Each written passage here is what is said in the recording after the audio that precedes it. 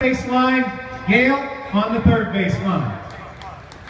We can give them a hand as well.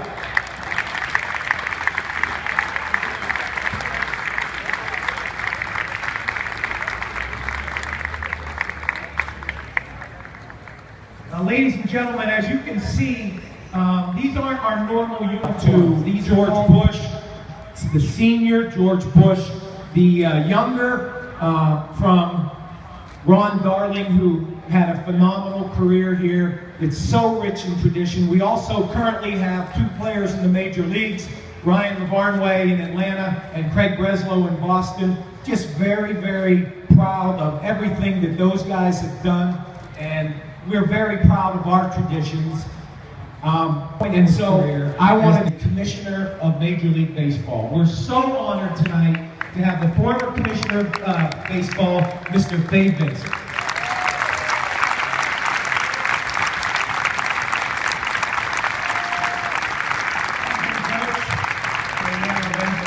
To be very brief.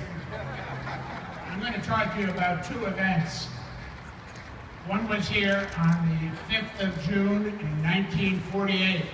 I sat up there. My father took me out of 4th grade Worthington Hooker School here in New Haven. He brought me here because Babe Ruth was coming here to give his autobiography to Yale to be stored in the library. I sat up there. Babe Ruth spoke. He was dying of throat cancer, so his voice was very raspy. I'm so happy to be here. You could barely understand him. 2 months later, he died at 53. That was a remarkable event for me because I had my father's permission to take a day off from school, and I saw the great Babe Ruth, albeit from a distance. In 1981, it involved St. John's and Yale playing for the regional NCAA championship. Ron Darling pitched for Yale. Frank Viola pitched for St. John's. St. John's won after 12 scoreless innings on a botched double steal. So Viola and St. John's moved on. Bart Giamatti, my predecessor, the president of Yale at the time, was here.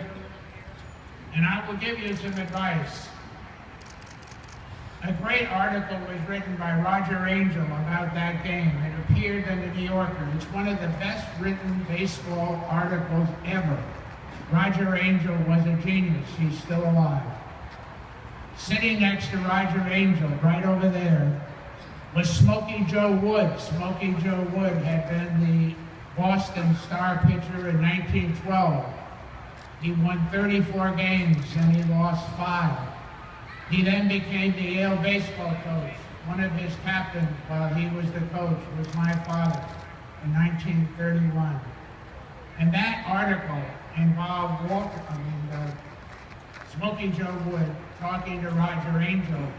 And so Roger Angell portrayed this great game between Yale and St. John's through the eyes of Smokey Joe Wood. If you want a delicious half-hour of reading, get the article from the archives of the New Yorker.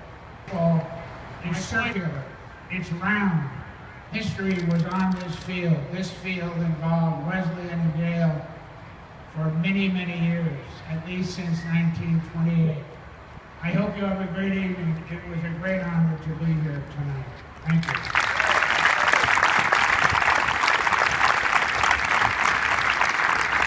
Yale Athletics. He's a huge supporter, so please welcome him, President Peter Salovey.